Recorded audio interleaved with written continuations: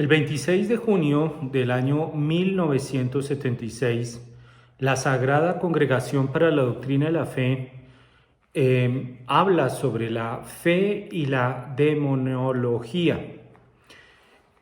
Y en este documento, pues, expresa las enseñanzas de Jesús, las enseñanzas de los padres de la Iglesia, las enseñanzas del magisterio sobre la existencia y la acción de Satanás y los demonios.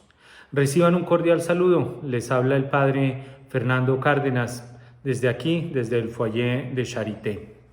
Hemos venido hablando de la sanación de nuestro corazón, los ángeles y la sanación de nuestro corazón. Hemos tomado como punto de referencia el libro de los Números en el capítulo 22, donde un ángel frena al impaciente Balaam, le frena el camino, le impide seguir adelante. Y mencionábamos que esta virtud de la paciencia está relacionado con la virtud de la fortaleza. Miren cómo todo está relacionado con todo. No se puede ser paciente sin ser fuerte. Y no se es fuerte si no se es paciente. Un cristiano que quiera realmente llegar a esa imagen cristiana de lo que es el hombre, tiene que ser un hombre paciente y un hombre fuerte. Para ser fuerte implica pues luchar contra algo y luchar contra algo que es malo, luchar contra el malo. Y de ahí que en el programa anterior hablábamos sobre el demonio y mencionábamos este documento al cual les hice alusión abriendo este programa del 26 de junio del año de 1976. Ustedes pueden allí buscarlo en el portal de la Santa Sede sobre la fe y la demonología. Y nos enfrentamos contra el mal. ¿Qué es el demonio, el mal? Y allí en este documento vale la pena que lo lean, que lo reflexionen y claro, que lo conozcan, porque tal vez algunos no lo habrán leído. Allí, de una manera muy pedagógica, muy clara, va desglosando las enseñanzas de Jesús, las enseñanzas de los padres de la Iglesia, de la Iglesia sobre este tema. En primer lugar, nuestro Señor y la Congregación para la Doctrina de la Fe es clara en decir, si Jesús ha usado este lenguaje, es decir, se ha referido a Satanás, al demonio, a los demonios, y sobre todo, si lo ha puesto en práctica durante su ministerio, es porque estaba expresando una doctrina necesaria, al menos en parte, para la noción y la realidad de la salvación que él traía. Jesús, ¿de qué nos salva? ¿De quién nos salva? ¿De quién nos libra? Cuando habla que somos esclavos, ¿de qué nos está hablando? ¿Esclavos de quién? Y para eso entonces, cuando Jesús habla sobre el demonio, sobre Satanás, lo expresaba como una doctrina necesaria para la noción y la realidad de la salvación que él traía. Es decir, está unido.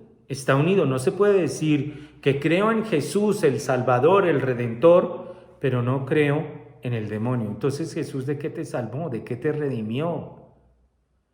Cristo, y estoy citando este documento, Cristo, y con mayor razón los apóstoles, pertenecían a su época y compartían la cultura de la misma, pero Jesús, en virtud de su naturaleza divina y de la revelación que había venido a comunicar, trascendía su ambiente y su tiempo y escapaba a la presión, pues, de las tradiciones de los judíos. Sí, era cierto que los judíos hablaban del demonio, tenían escritos y enseñanzas sobre el demonio. Sí, es cierto que Jesús recoge eso, pero las trasciende. ¿Por qué? Porque es verdadero Dios.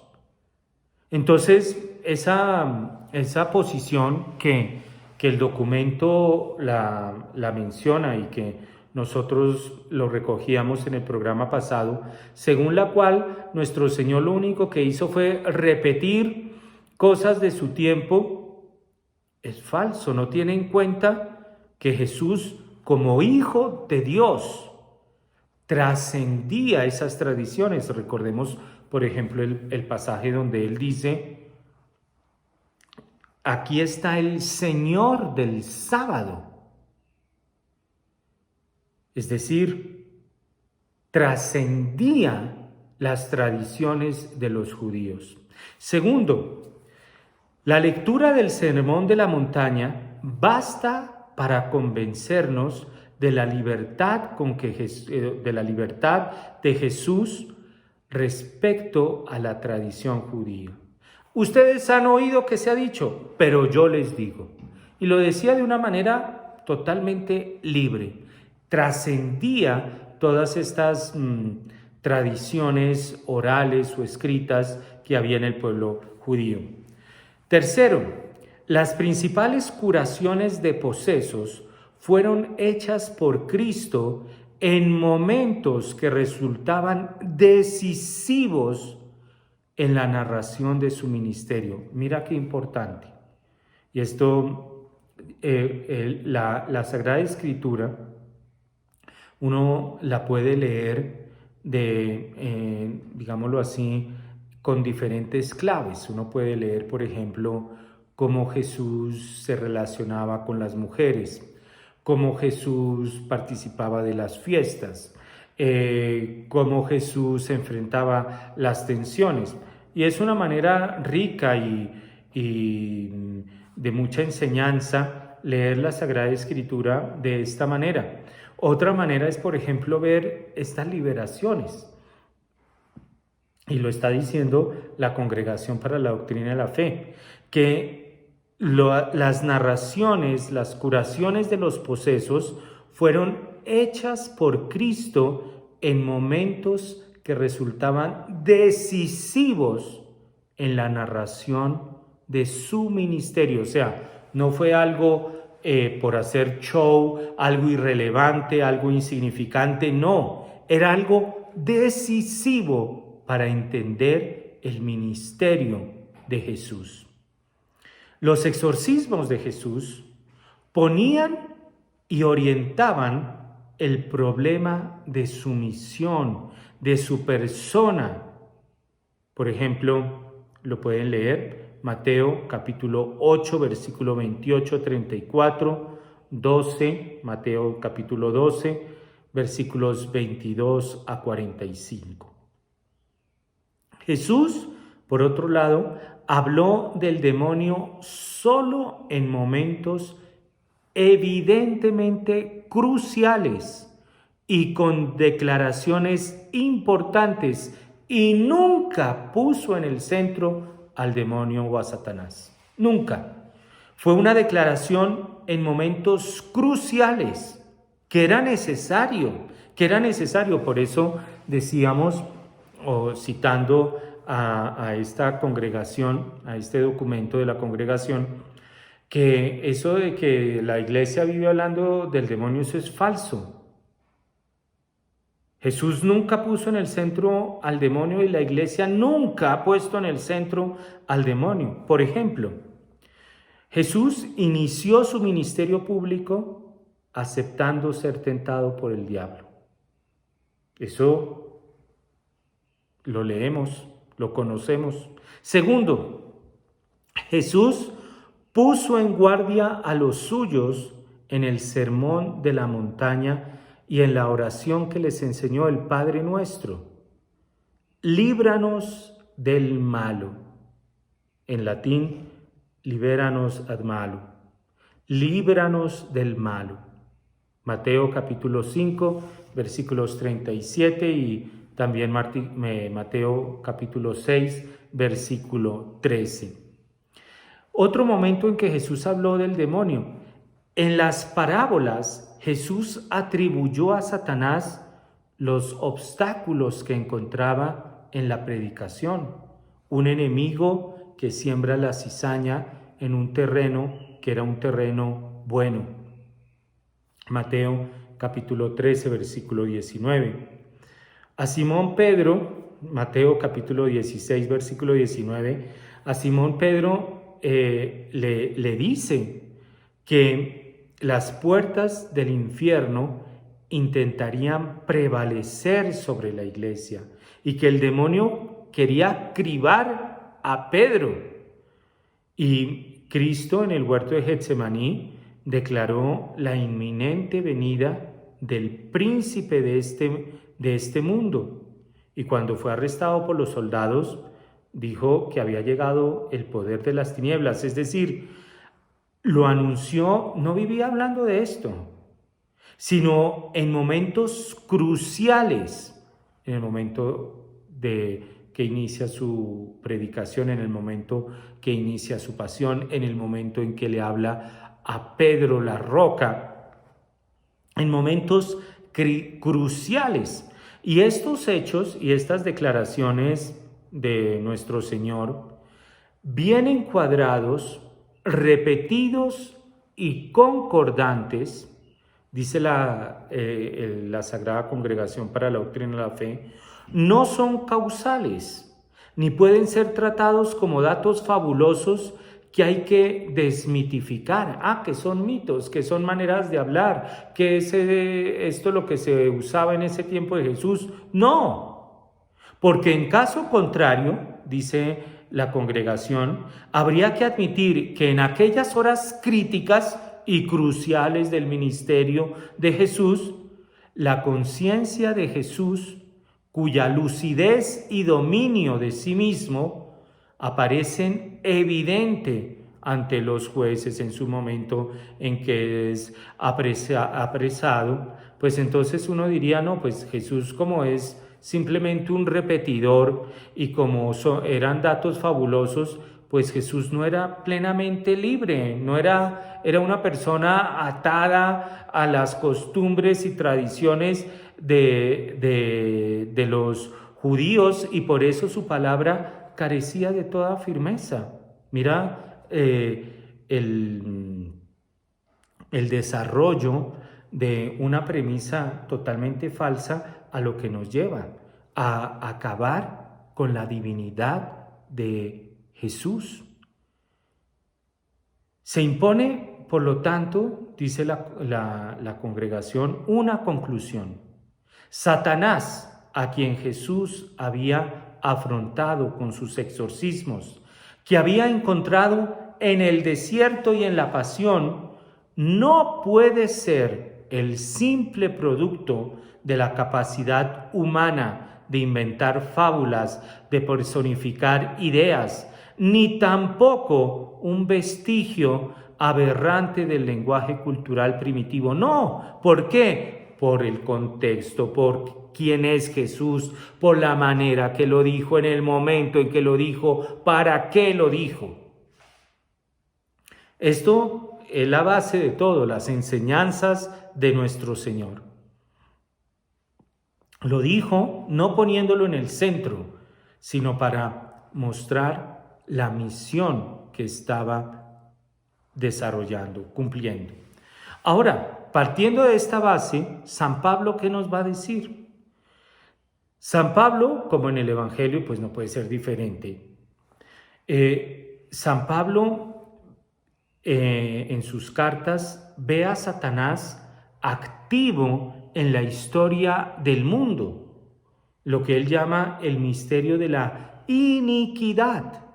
Y por eso decíamos en el programa pasado, hay que ser fuertes porque hay un príncipe de este mundo que es malo, pervertido y perturbador, que opera el misterio de la iniquidad. Y es la seducción que amenaza la fidelidad de la iglesia a Cristo. Es seductor. Y San Pablo va a terminar diciendo que es la gran tentación del hombre de conducir al culto al hombre colocándose en el lugar de Dios.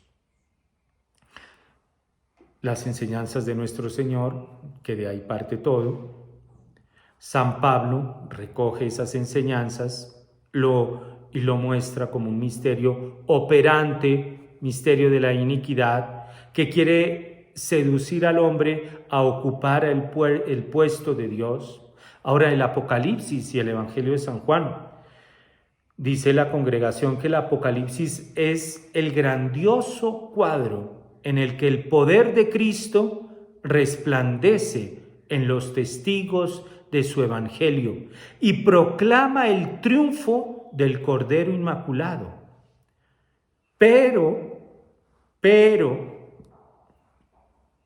nos engañaríamos completamente acerca de la naturaleza de esta victoria, de este Cordero Inmaculado, si no se viera esta victoria como el final de una larga lucha en la que intervienen mediante poderes humanos los que se oponen a Jesús. Pues sí, sabemos Jesús venció, qué belleza, es un mensaje lleno de esperanza, pero esta victoria es sobre algo porque hubo una batalla y hubo algunos que dieron su vida para esta victoria.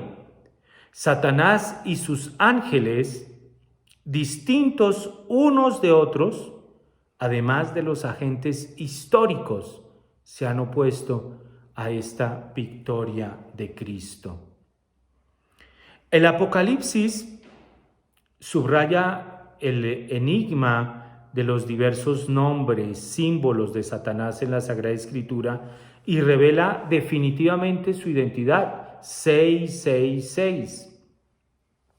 En el Evangelio de San Juan, Jesús habla del diablo y lo define como el príncipe de este mundo. Y claro, la acción del demonio sobre el hombre es interior, pero también es imposible, dice la congregación, ver en la figura de Satanás únicamente una personificación del pecado y de la tentación. No, es una persona, Ya a lo largo de varios programas hemos dicho, hablando por ejemplo de la naturaleza de los ángeles no son energía, los ángeles son personas y el demonio como ángel caído es una persona, no es simplemente hablar del pecado en general, no, es una persona. Y Jesús reconoce que pecar es ser esclavo, pero no por ello identifica con Satanás ni esta esclavitud ni el pecado en que ella se manifiesta. No es que como yo pequé, entonces yo soy Satanás. No. El diablo ejerce sobre los pecadores un influjo moral, solamente un influjo moral. No es que el diablo me obligó a mí a fumar, a emborracharme, a drogarme, no. Y ejerce un influjo moral en la medida en que cada uno sigue su inspiración. Está nuestra libertad y está nuestra voluntad. Y los pecadores son los que ejecutan de manera libre los deseos del demonio. Y por eso se van haciendo cada vez más esclavos del demonio. Y solamente en este sentido, es que se puede entender que Satanás es el padre de los pecadores. Es en este sentido. Porque entre Satanás y la conciencia de la persona humana que ha cometido el pecado, pues queda siempre la distancia espiritual que separa la mentira diabólica del consentimiento que a ella se puede dar o negar. ¿Por qué? Porque, ya lo dije, queda la libertad y la voluntad del hombre. De la misma manera, lo dice la congregación, que entre Cristo y nosotros existe siempre esa distancia entre la verdad que Cristo revela y propone y la fe con que es acogida. Esto entonces, lo que ha dicho nuestro Señor, lo que ha dicho San Pablo, lo que ha dicho el Apocalipsis, el Evangelio de San Juan. Los padres de la Iglesia han sido convencidos a través de la Sagrada Escritura de que Satanás y los demonios son los adversarios de esta obra redentora de Cristo, y no han dejado de recordarle a los fieles la existencia y la acción del demonio. ¿Para qué? Para que no se pierda la obra redentora. No es para ponerlos en el centro, sino para que no se obstaculice la misión, la obra que Cristo ha realizado. Y dice la congregación, sería difícil citar a un solo padre que no haya hablado de este tema. Casi, por no decir todos, los padres de la Iglesia han hablado de los demonios y de la acción de Satanás. Por ejemplo, San Agustín, una obra hermosísima, La ciudad de Dios. Dos amores construyen dos ciudades. El amor a Dios y el amor a sí mismo. Pero San Agustín dice que en esa construcción de esas dos ciudades entran o los santos ángeles en la construcción de la ciudad de Dios o los demonios en la construcción de lo que él llama la ciudad del mundo. El Papa Francisco en diferentes ocasiones ha hablado del demonio, en muchísimas ocasiones. Desde el comienzo de su pontificado ha dicho: no hay que hablar con el diablo, si no se predica a Cristo crucificado, se predica al diablo. La mafia es un agente del pecado, en fin, como en diferentes ocasiones el Papa, a lo largo de sus homilías, pronunciamientos, discursos, ha hablado sobre la existencia del demonio. Y el magisterio de la Iglesia, el documento de la Congregación de la Doctrina de la Fe, es muy claro en decir que en 20 siglos de historia del magisterio se dedicó a la demonología solo unas pocas declaraciones propiamente dogmáticas. A lo largo de 20 siglos, pocas declaraciones sobre la demonología. ¿Por qué? Porque era algo claro, existe, actúa, está presente, quiere impedir la obra redentora de Cristo y quiere acabar con el hombre. Es decir, no había motivo o razón para que interviniera el magisterio de la Iglesia a lo largo de 20 siglos.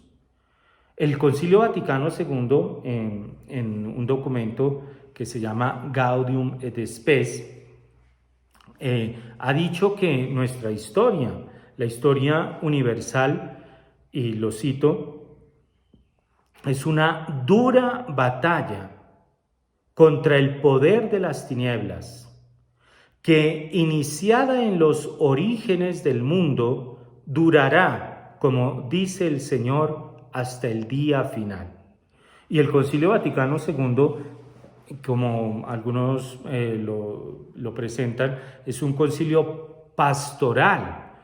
Entonces, no es que esto ya no sirve para el mundo de hoy, ya la sociedad ha cambiado, esto no. Y nos pone de presente que es una dura batalla, la fortaleza. La fortaleza es una dura batalla que durará, según palabras de nuestro Señor, hasta el día final.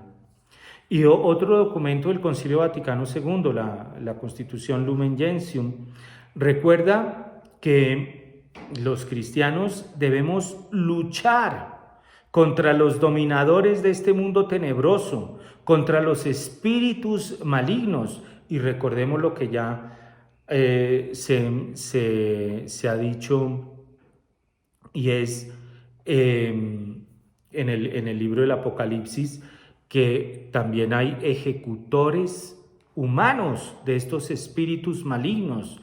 La lucha es contra el demonio y contra los ejecutores humanos. Todos estos que promueven lo que Juan Pablo II llamaba la cultura de la muerte, y esto implica una dura batalla. Un cristiano, como decíamos en el programa anterior, citando a Santo Tomás de Aquino, debe ser un hombre fuerte. Y recordemos que cuando Santo Tomás habla de esta fortaleza del hombre, dice que el hombre debe estar dispuesto a ser herido por la verdad y por la realización de la justicia. En esta dura batalla debemos estar dispuestos a ser heridos por la verdad y por la realización de la justicia. Es una batalla que durará hasta el día final. No es una batalla que termine porque ganó ganó aquel, porque no pasó esta ley o sí pasó esta ley. No. El príncipe de este mundo, como lo presenta San Pedro, no duerme, como león rugiente, no duerme, esperando a quien devorar. Y este marco de lo que ha enseñado nuestro Señor, de lo que ha recogido San Pablo, de lo que ha manifestado San Juan en su Evangelio, en sus cartas, en el libro del Apocalipsis, lo que han manifestado los padres de la Iglesia, el magisterio de la Iglesia, nos muestran precisamente esa fortaleza en defender, esa valentía, en defender la libertad y la grandeza del hombre, y en hacer resaltar plenamente la omnipotencia y la bondad del Creador. Y en esto la Iglesia no ha desmayado. La Iglesia no ha cesado de levantar su voz contra toda injusticia. ¿Por qué? Porque es fuerte, porque está llamada a ser fuerte, la fortaleza. A la Iglesia no le importa, y a un cristiano no le debe importar si le dan likes o no le dan likes, si le ponen cara feliz, si le ponen cara triste, cara de enojo, cara de no sé qué, si lo bloquean. No, al cristiano lo que le debe importar es ser fuerte para defender la verdad y que se realice la justicia, para defender la libertad y la grandeza del hombre y resaltar esa omnipotencia y esa bondad de Dios. Vamos en el siguiente segmento a seguir ahondando sobre esta virtud tan necesaria, la virtud de la fortaleza que va unida a la paciencia. Vamos a un breve corte musical y ya regresamos.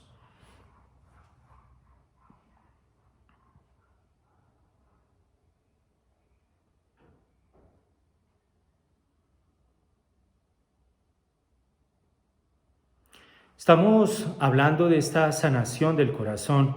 Hemos comenzado a hablar de la sanación de la paciencia, que es la primera característica del amor. El amor es paciente. Pero para que un amor sea paciente, debe ser un amor fuerte.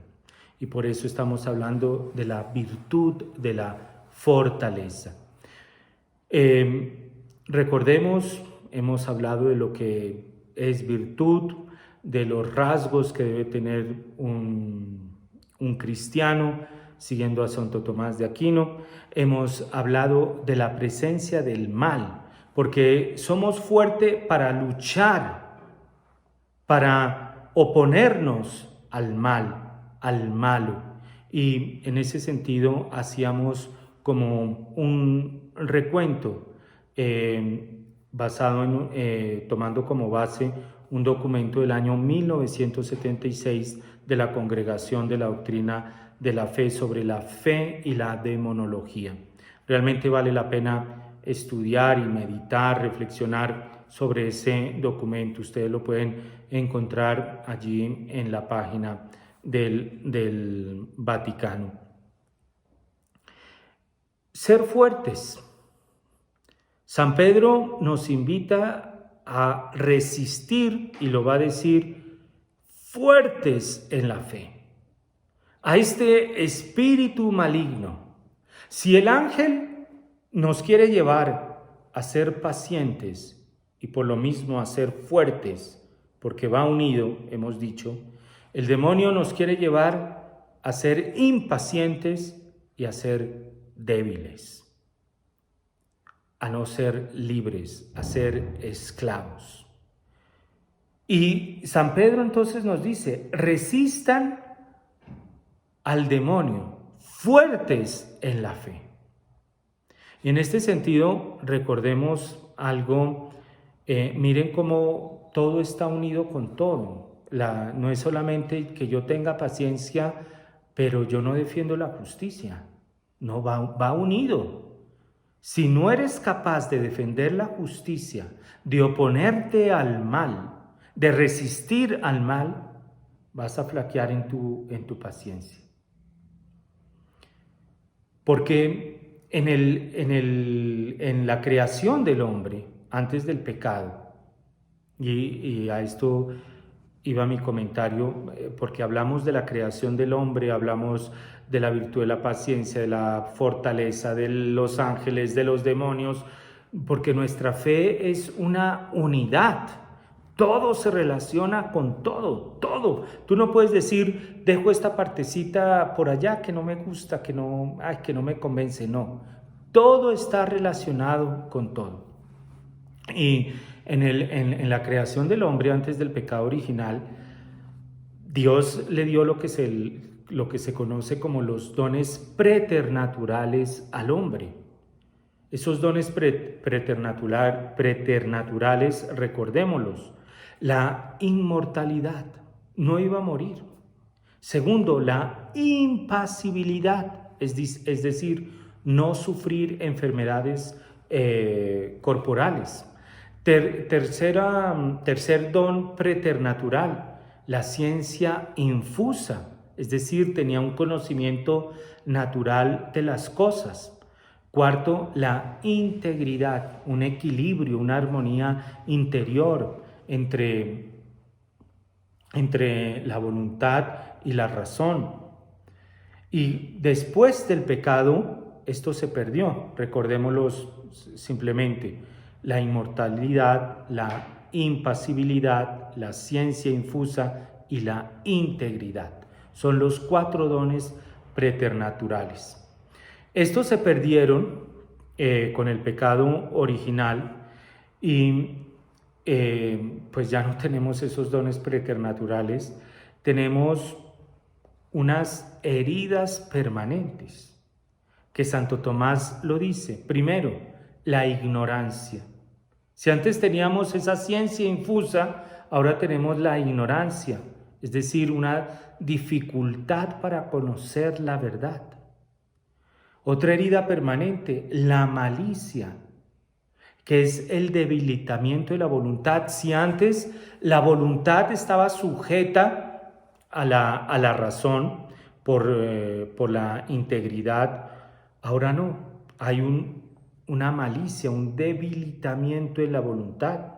Tercero, una concupiscencia, es decir, un deseo desordenado para satisfacer los sentidos. Y cuarto, la fragilidad, y ahí entra la fortaleza, porque la fragilidad es esta herida permanente que es como la cobardía ante las dificultades para obrar el bien. Si yo estoy en una reunión y todas mis amigas hablan del aborto, pues yo hablo a favor del aborto, porque es que es una cobardía para manifestar lo que está bien y lo que está mal. Y aquí entran los ángeles, porque hablábamos de la presencia de los ángeles caídos, del demonio y el Satanás, y sus, claro, colaboradores humanos, ante los cuales hay que luchar. Si queremos ser fuertes, pues la fortaleza es esto, es esa capacidad de ser herido. ¿Por qué? Por el bien, por la realización de la justicia. Y aquí entra el libro del Éxodo. Éxodo, allá en el libro del Éxodo dice nuestro Señor: he aquí, le dice Dios a Moisés, he aquí, yo enviaré un ángel delante de ti, para que te guarde en el camino y te traiga al lugar que yo he preparado. Sé prudente, la prudencia, delante de él y obedece su voz. No seas rebelde contra él, pues no perdonará vuestra rebelión, porque en él está mi nombre. Pero si en verdad obedeces su voz y haces todo lo que yo digo, entonces seré enemigo de tus enemigos y adversario de tus adversarios. Pues mi ángel irá delante de ti y te llevará a la tierra del amorreo, del hitita, del fereceo, del cananeo, del heveo y del jebuseo, y los destruirá por completo. No adorarás sus dioses, ni los servirás, ni harás lo que ellos hacen, sino que los derribarás totalmente y harás pedazos sus pilares sagrados. Este es uno de los textos en los que se fundamenta la existencia del ángel de la guarda. He aquí, yo enviaré un ángel delante de ti. Y Dios nos envía el ángel para que nos guarden en el camino, nos lleven al lugar que nos tiene preparado Dios. Entonces uno puede decir: ¡ay, qué maravilla! Ya, listo, pues ya mi ángel va a hacer todo, me va a llevar al camino, al lugar que Dios me tiene preparado. Pero mira, sé prudente delante de él, obedece su voz. No seas rebelde, pues no perdonará vuestra rebelión, porque en él está mi nombre. Pero si en verdad obedeces su voz y haces todo lo que yo digo, entonces seré enemigo de tus enemigos y adversario de tus adversarios. Hay adversarios contra los que nos tenemos que enfrentar. Hay enemigos contra los que tenemos que luchar y hay enemigos contra los que tenemos que denunciar. Pues mi ángel irá delante de ti y te llevará. ¿A dónde los lleva el ángel? A la tierra de los enemigos, del amorreo, del hitita, del fereceo, del cananeo, del heveo, del jebuseo, que era la tierra que tenían que conquistar. El ángel los va a llevar a pelear. El ángel de la guarda no es que nos lleve en un camino lleno de flores, sin preocupaciones, sin problemas. No, si tú quieres llegar a ese lugar que Dios te tiene preparado, hay que entrar a la tierra enemiga y vencerlos. Vas con el ángel, no vas solo, pero hay que ir. Y dice, no adorará sus dioses, lo acabamos de mencionar. No es que, ahora, entonces, como son muchos, entonces yo me adapto a la cultura de ellos. No adorarás sus dioses, te opondrás, porque no es la verdad, no es verdadero Dios. No le servirás, ni harás lo que ellos hacen, sino que los derribarás totalmente y harás pedazos sus pilares sagrados. ¡Wow! Pero para eso Dios envía un ángel delante de ti. No vas solo, no estás con tus fuerzas. No puedes, no podemos. Por muchas cosas, por todas estas heridas que tenemos, por la ignorancia, la malicia, la concupiscencia, la fragilidad, lo que sea. Necesitamos alguien que nos ayude porque hay veces que no somos fuertes para derribar los dioses que el mundo se ha construido, para denunciar, para hacer pedazos los pilares sagrados que el mundo anda levantando. Pero va el ángel va. Y Piper, Joseph Piper, el alemán que habla sobre las virtudes, y como estamos hablando de la virtud de la fortaleza, él dice esto: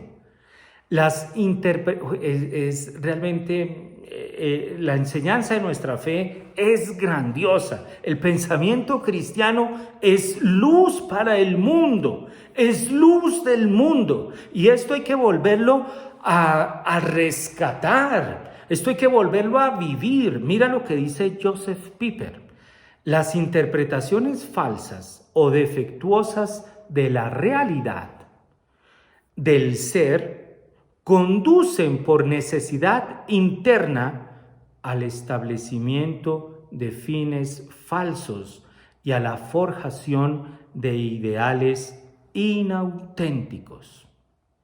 Las interpretaciones falsas o defectuosas de la realidad del ser conducen por necesidad interna al establecimiento de fines falsos y a la forjación de ideales inauténticos. Por eso es que una interpretación falsa, defectuosa de la realidad: tú no eres lo que tú eres. No. Yo tengo cuerpo de hombre, pero no soy hombre. Esto lleva al establecimiento de fines falsos y a la forjación de ideales inauténticos. Es una cadena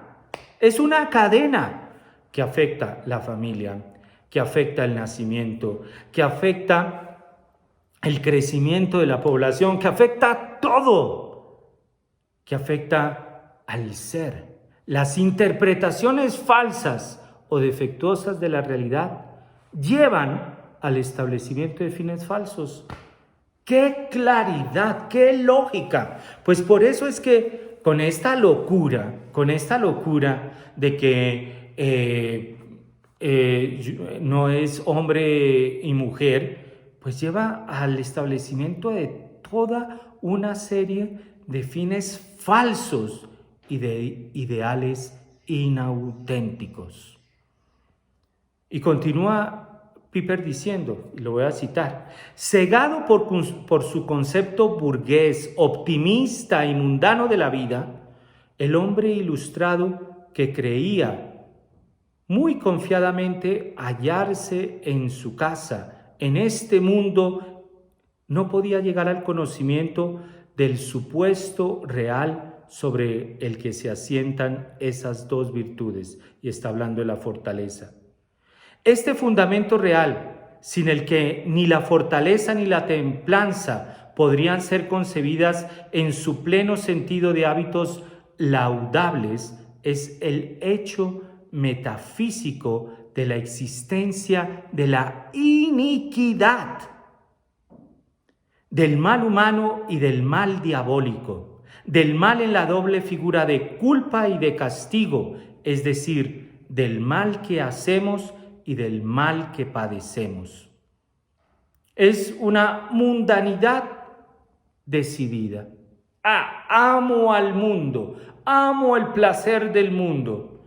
Su incondicional optimismo por esta vida, pero decíamos, el ideal cristiano es buscar por la esperanza la vida eterna, no esta vida. Y tercero, su aburguesamiento metafísico. Con esto no se puede hablar de templanza, de fortaleza. ¿Cómo vamos a hablar de oponernos al mal en el mundo si amamos al mundo? ¿Cómo vamos a hablar de la realización de la justicia, de que hay un mal cuando somos optimistas por esta vida? Y un aburguesamiento metafísico, no, eso no, eso todo pasa, eso deje así, eso no. Un aburguesamiento que pretende verse libre de la fortaleza. Y no es esta la verdad que la Iglesia enseña. Porque la Iglesia enseña que el hombre natural, es decir, aquel hombre que todavía no está unido a Cristo, tú y yo, estamos caídos por causa del pecado. Todas esas heridas que mencionábamos, todas esas heridas que mencionábamos citando a Santo Tomás: ignorancia, malicia, concupiscencia, fragilidad. Estamos caídos, tenemos heridas y estamos bajo el dominio de Satanás. Y ante esto es precisamente por una de las razones por las cuales el hombre debe oponerse a este mal que está presente. Hay un libro muy, muy bueno que me lo regaló en alguna ocasión Monseñor José Gómez, el arzobispo de Los Ángeles y el presidente de la Conferencia Episcopal de los Estados Unidos en este momento, que se llama Hombres de Corazón Valiente. Y él, hablando de la fortaleza, él dice que la fortaleza no es una virtud reservada únicamente para los momentos heroicos o las emergencias. No, eso es cuando venga el Islam y me persiga a mí, ese día yo sí voy a ser fuerte. No es una virtud reservada únicamente para los momentos heroicos o las emergencias. Es una virtud que crecerá lentamente con un gran número de pequeños actos de devoción y abnegación, de pequeños actos de negación y de abnegación que hacemos a lo largo de la rutina diaria de nuestros días. Allí Dios, cuando le envía cuando le habla a Moisés del ángel de la guarda, dice: obedécele y escúchalo. Un constante ejercicio y obedécelo. Un constante ejercicio de, bueno, ahora, ¿qué es lo que quiere el ángel? ¿Qué es lo que quiere que yo haga? Y aquí Monseñor Gómez trae un consejo de un sacerdote, Servais Pincers, no sé de dónde es el padre Servais Pincers, nos da un sabio consejo que es el siguiente: el desarrollo de la fortaleza es progresivo. Se adquiere más a través de las pequeñas victorias de autoconquista, repetidas día a día, que por medio de sueños de grandes acciones. Cuando yo esté en medio de la selva evangelizando a los indios, no. se adquiere más a través de las pequeñas victorias de autoconquista. Crece con el esfuerzo tenaz para estudiar, para terminar una tarea, para prestar un servicio o superar la pereza o alguna otra falta, para levantarte a la hora que has puesto el reloj, lo que se llama el minuto heroico. Suena la alarma y te despiertas. No, 5 minutos más, 10 minutos. No, sonó la alarma y te despiertas. Que el trabajo que comenzaste lo termines. También habrá batallas a combatir, tribulaciones, sufrimientos pequeños y grandes que habrá de soportar, alcanzando el grado extremo en la enfermedad o en la muerte de los seres queridos. Comienza o comencemos por esos actos pequeños de autoconquista e iremos sanando nuestra impaciencia y convirtiéndonos en cristianos fuertes. Que Dios los bendiga. Una feliz noche para todos.